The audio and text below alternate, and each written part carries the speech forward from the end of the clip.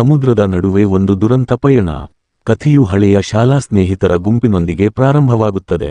ಅವರು ವಾರಾಂತ್ಯದ ಮೋಜು ಮಸ್ತಿಗಾಗಿ ಸಮುದ್ರಕ್ಕೆ ಹೊರಡುತ್ತಾರೆ. ಏಮಿ ಮತ್ತು ಅವಳ ಪತಿ ಜೇಮ್ಸ್ ತಮ್ಮ ಪುಟ್ಟ ಮಗಳು ಸಾರಾಳನ್ನು ಜೊತೆಯಲ್ಲಿ ಕರೆತಂದಿದ್ದರು. ಅವರೊಂದಿಗೆ ಜಾಕ್ ಮತ್ತು ಲಾರೆನ್ ಎಂಬ ಇನ್ನೊಂದು ದಂಪತಿಗಳು ಇದ್ದರು. ಈ ಪ್ರವಾಸವನ್ನು ಡ್ಯಾನ್ ಆಯೋಜಿಸಿದ್ದನು. ಅವನು ತನ್ನ ಸುಂದರ ಗೆಳತಿ ಮಿಚೆಲ್ ಜೊತೆ ಬಂದಿದ್ದನು. ಆ ಐಷಾರಾಮಿ ನೌಕೆ ಯಾಟ್ ತನ್ನದೇ ಎಂದು ಹೇಳಿಕೊಳ್ಳುತ್ತಾ ಡ್ಯಾನ್ ತನ್ನ ಸ್ನೇಹಿತರ ಮುಂದೆ ಹಮ್ಮು ಬಿಮ್ಮು ಪ್ರದರ್ಶಿಸುತ್ತಿದ್ದನು. ನೌಕೆಯನ್ನು ಹತ್ತಿದ ಕ್ಷಣದಿಂದಲೇ ಏಮಿ ಅಸಮಾಧಾನದಿಂದಿದ್ದಳು. ಅವಳಿಗೆ ನೀರೆಂದರೆ ವಿಪರೀತ ಭಯ. ಬಾಲ್ಯದಲ್ಲಿ ತನ್ನ ತಂದೆ ನೀರಿನಲ್ಲಿ ಮುಳುಗಿ ಸತ್ತಿದ್ದನ್ನು ಕಣ್ಣಾರೆ ಕಂಡಿದ್ದೇ ಈ ಭಯಕ್ಕೆ ಕಾರಣವಾಗಿತ್ತು. ಈ ಕಾರಣದಿಂದಾಗಿ ಅವಳು ಹಡಗಿನ ಮೇಲಿರುವಾಗ ಸದಾ ಲೈಫ್ ಜಾಕೆಟ್ ಧರಿಸಿರಬೇಕೆಂದು ಪಟ್ಟು ಹಿಡಿದಿದ್ದಳು. ನೌಕೆಯಲ್ಲಿದ್ದವರೆಲ್ಲರೂ ಈಜಲು ನೀರಿಗೆ ಜಿಗಿದರು. ಏಮಿ ಮಾತ್ರ ಹಡಗಿನ ಮೇಲೆಯೇ ಉಳಿದಳು. ತಮಾಷೆಗಾಗಿ ಡ್ಯಾನ್ ಏಮಿಯನ್ನು ಎತ್ತಿಕೊಂಡು ನೀರಿಗೆ ಜಿಗಿದನು. ಅವಳು ಭಯದಿಂದ ಕಿರುಚಿದಳು. ಆದರೆ ಅಲ್ಲಿ ಒಂದು ದೊಡ್ಡ ತಪ್ಪು ನಡೆದಿತ್ತು. ನೌಕೆಯಿಂದ ಕೆಳಗಿಳಿಯಲು ಬಳಸುವ ಏಣಿಯನ್ನು ಕೆಳಕ್ಕೆ ಇಳಿಸಲು ಅವರು ಮರೆತಿದ್ದರು. ಅವರು ವಾಪಸ್ ಹಡಗನ್ನು ಹತ್ತಲು ಪ್ರಯತ್ನಿಸಿದಾಗ 10 ಅಡಿ ಎತ್ತರದ ಹಡಗಿನ ಗೋಡೆಗಳು ತುಂಬಾ ನಯವಾಗಿದ್ದು ಹತ್ತಲು ಸಾಧ್ಯವಾಗುತ್ತಿಲ್ಲ ಎಂಬುದು ಅರಿವಿಗೆ ಬಂದಿತು.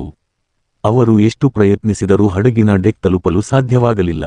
ಯಾವುದೂ ಆಸರೆಗೆ ಸಿಗದ ಕಾರಣ ಎಲ್ಲರಲ್ಲೂ ಆತಂಕ ಶುರುವಾಯಿತು. ಪ್ರತಿಯೊಂದು ಪ್ರಯತ್ನವೂ ವಿಫಲವಾಯಿತು. ಈಗಾಗಲೇ ನೀರಿನ ಭಯವಿದ್ದ ಏಮಿಯ ಸ್ಥಿತಿ ಇನ್ನೂ ಹದಗೆಟ್ಟಿತ್ತು.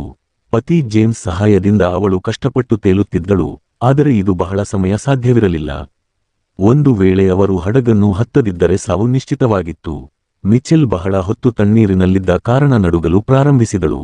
ಡ್ಯಾನ್ ಅವಳನ್ನು ಸಮಾಧಾನಪಡಿಸಲು ಪ್ರಯತ್ನಿಸಿದನು. ಅಷ್ಟರಲ್ಲಿ ಹತ್ತಿರದಲ್ಲೇ ತೇಲುತ್ತಿದ್ದ ಪ್ಲಾಸ್ಟಿಕ್ನ ಗಾಳಿ ತುಂಬಿದ ಡಾಲ್ಫಿನ್ ಬೊಂಬೆಯನ್ನು ನೋಡಿ ಅದರ ಸಹಾಯದಿಂದ ಮೇಲೆ ಹತ್ತಲು ಪ್ರಯತ್ನಿಸಿದನು. ಆದರೆ ಅದು ಅಸ್ಥಿರವಾಗಿದ್ದರಿಂದ ಡ್ಯಾನ್ ಬಿದ್ದಾಗ ಆ ಬೊಂಬೆ ಒಡೆದು ಹೋಯಿತು. ನಂತರ ಡ್ಯಾನ್ ಗಾಳಿಯಲ್ಲಿ ಹಾರುತ್ತಿದ್ದ ನೌಕೆಯ ಧ್ವಜವನ್ನು ಗಮನಿಸಿದನು. ಅದನ್ನು ಹಿಡಿದು ಮೇಲೆ ಹತ್ತಲು ಪ್ರಯತ್ನಿಸಿದಾಗ ಧ್ವಜದ ಬಟ್ಟೆ ಹರಿದು ಹೋಯಿತು. ಎಲ್ಲರ ಆಸೆಯೂ ಮಣ್ಣಾಯಿತು. ಹಠಾತ್ತಾಗಿ ನೀರಿನ ಅಡಿಯಲ್ಲಿ ಏನೋ ಚಲಿಸಿದಂತಾಗಿ ಮಿಚೆಲ್ ಗಾಬರಿಯಾದಳು. ಡ್ಯಾನ್ ನೀರಿನ ಒಳಗೆ ಹೋಗಿ ಪರೀಕ್ಷಿಸಿದಾಗ ಏನೂ ಇರಲಿಲ್ಲ. ಆದರೆ ಈ ಹೋರಾಟದಲ್ಲಿ ಮಿಚೆಲ್ ಸಂಪೂರ್ಣವಾಗಿ ಸುಸ್ತಾಗಿದ್ದಳು ಮತ್ತು ನೀರು ಕುಡಿಯಲು ಆರಂಭಿಸಿದಳು. ಜೀವ ಉಳಿಸಿಕೊಳ್ಳುವ ಹತಾಶೆಯಲ್ಲಿ ಅವಳು ಏಮಿಯ ಲೈಫ್ ಜಾಕೆಟ್ ಕಿತ್ತುಕೊಳ್ಳಲು ಪ್ರಯತ್ನಿಸಿ ಏಮಿಯನ್ನು ನೀರಿನೊಳಕ್ಕೆ ತಳ್ಳಿದಳು. ಜೇಮ್ಸ್ ಸರಿಯಾದ ಸಮಯಕ್ಕೆ ಏಮಿಯನ್ನು ರಕ್ಷಿಸಿದನು. ತನಗೆ ಸರಿಯಾಗಿ ಈಜಲು ಬರುವುದಿಲ್ಲ ಎಂದು ಮಿಚೆಲ್ ಒಪ್ಪಿಕೊಂಡಳು. ಅವಳ ಅಸಹಾಯಕತೆಯನ್ನು ಕಂಡು ಯಾರೂ ಅವಳನ್ನು ದೂಷಿಸಲಿಲ್ಲ. ಲಾರೆನ್ ಅವಳು ನೀರಿನಲ್ಲಿ ತೇಲಲು ಸಹಾಯ ಮಾಡಿದಳು. ನಂತರ ಎಲ್ಲರ ಕೋಪ ಡ್ಯಾನ್ ಕಡೆ ತಿರುಗಿತು. ಏಣಿಯನ್ನು ಕೆಳಕ್ಕೆ ಬಿಡದಿದ್ದಕ್ಕಾಗಿ ಮತ್ತು ಏಮಿಯನ್ನು ಬಲವಂತವಾಗಿ ನೀರಿಗೆ ತಳ್ಳಿದ್ದಕ್ಕಾಗಿ ಎಲ್ಲರೂ ಅವನನ್ನು ಬೈದರು. ಅತ್ತ ಹಡಗಿನ ಒಳಗೆ ಪುಟ್ಟ ಮಗು ಸಾರಾ ಒಂಟಿಯಾಗಿ ಮಲಗಿದ್ದಳು. ಅವಮಾನಿತನಾದ ಡ್ಯಾನ್ ಮೌನವಾಗಿ ದೂರ ಸರಿದನು. ಅವರಿಗೆ ಹಡಗಿನ ಮುಂಭಾಗದಲ್ಲಿ 2 ಸಣ್ಣ ಉಂಗುರಗಳು ಪುಲ್ ರಿಂಗ್ಸ್ ಸಿಕ್ಕವು. ಅದನ್ನು ಹಿಡಿದು ಅವರು ತೇಲುತ್ತಾ ನಿಂತರು. ಅಷ್ಟರಲ್ಲಿ ಏಮಿಗೆ ಫೋನ್ ರಿಂಗ್ ಆಗುವ ಶಬ್ದ ಕೇಳಿಸಿತು. ಹಡಗಿನ ಪಕ್ಕದಲ್ಲೇ ನೇತಾಡುತ್ತಿದ್ದ ಜಾಕ್ನ ಬಟ್ಟೆಯಲ್ಲಿದ್ದ ಫೋನನ್ನು ಅವನು ಹೇಗೋ ಪಡೆದನು. ಆದರೆ ಅಲ್ಲಿ ಸಿಗ್ನಲ್ ಇರಲಿಲ್ಲ. ನೀರಿನಲ್ಲಿ ಒದ್ದೆಯಾದ ಕಾರಣ ಫೋನ್ ಕೆಟ್ಟು ಹೋಯಿತು. ಜಾಕ್ ಹತಾಶೆಯಿಂದ ಅದನ್ನು ಸಮುದ್ರಕ್ಕೆ ಎಸೆದನು. ದೂರದಲ್ಲಿ ಒಂದು ನೌಕೆ ಕಾಣಿಸಿತು. ಇವರು ಸಹಾಯಕ್ಕಾಗಿ ಕಿರುಚಿದರು. ಆದರೆ ಆ ನೌಕೆಯಲ್ಲಿದ್ದವರು ಇವರು ಮೋಜು ಮಾಡುತ್ತಿದ್ದಾರೆಂದು ಭಾವಿಸಿ ಕೈಬೀಸಿ ಮುಂದೆ ಹೋದರು. ತಮ್ಮ ಬಟ್ಟೆಗಳನ್ನು ಒಟ್ಟಿಗೆ ಕಟ್ಟಿ ಹಗ್ಗದಂತೆ ಮಾಡಿ ಮೇಲೆ ಹತ್ತಲು ಡ್ಯಾನ್ ಸಲಹೆ ನೀಡಿದನು. ಅದನ್ನು ಹೇಗೋ ಹಡಗಿನ ಮೇಲಕ್ಕೆ ಸಿಲುಕಿಸಿದರು. ಜಾಕ್ ಅದರ ಮೇಲೆ ಹತ್ತಲು ಹೋದಾಗ ಹಗ್ಗ ತುಂಡಾಗಿ ಅವನು ಮತ್ತೆ ನೀರಿನಲ್ಲಿ ಬಿದ್ದನು. ಜೇಮ್ಸ್ ಬೇರೆ ದಾರಿ ಹುಡುಕಲು ನೀರಿನ ಆಳಕ್ಕೆ ಹೋದನು.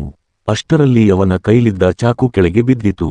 ಅದನ್ನು ಹಿಡಿಯಲು ಹೋಗಿ ಜೇಮ್ಸ್ ದಣಿದಿದ್ದಲ್ಲದೆ ಹಡಗಿನ ಕೆಳಭಾಗಕ್ಕೆ ತಲೆ ಬಡಿದು ತಲೆಬುರುಡೆಗೆ ಪೆಟ್ಟು ಮಾಡಿಕೊಂಡನು.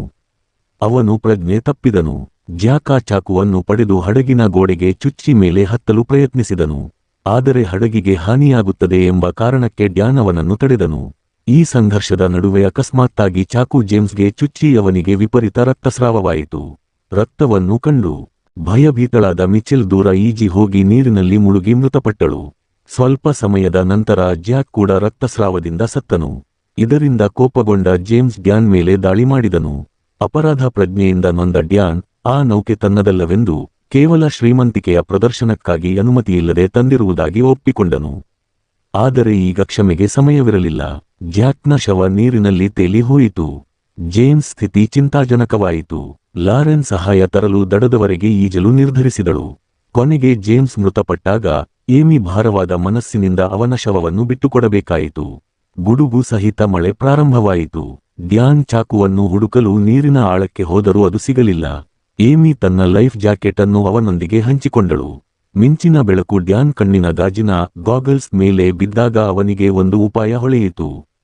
ಅವನು ಆ ಗಾಜನ್ನು ಒಡೆದು ಅದರ ಹರಿತವಾದ ಭಾಗವನ್ನು ಹಡಗಿನ ಗೋಡೆಗೆ ಆಸರೆಯಾಗಿ ಬಳಸಿ ಏಮಿ ಹಡಗಿನ ಮೇಲೆ ಹತ್ತಲು ಸಹಾಯ ಮಾಡಿದನು.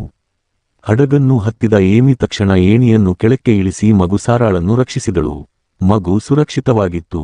ಆದರೆ ಹೊರಗಡೆ ಡ್ಯಾನ್ ಹಡಗನ್ನು ಹತ್ತಲಿಲ್ಲ. ಅಪರಾಧ ಪ್ರಜ್ಞೆಯಿಂದ ಅವನು ತನ್ನ ಜೀವನವನ್ನು ಕೊನೆಗೊಳಿಸಲು ನಿರ್ಧರಿಸಿದನು. ಆದರೆ ತನ್ನ ಹಳೆಯ ಭಯವನ್ನು ಮೆಟ್ಟಿ ನಿಂತ ಏಮಿ ಡ್ಯಾನ್ನನ್ನು ಉಳಿಸಲು ನೀರಿಗೆ ಜಿಗಿದಳು.